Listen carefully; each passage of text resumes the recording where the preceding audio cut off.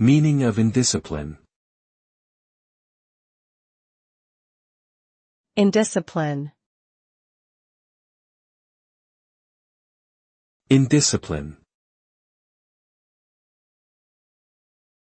Indiscipline. Indiscipline. The term indiscipline refers to a lack of control or disregard for rules and regulations. It implies behavior that is not in line with established standards, resulting in chaos and disorder.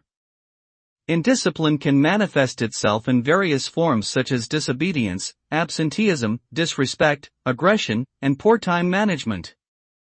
It can lead to a negative impact on academic or work performance, strained relationships, and even legal consequences. Individuals showing indisciplined behavior may be seen as unreliable, untrustworthy, and lacking self-control. In short, indiscipline can have serious repercussions both personally and professionally.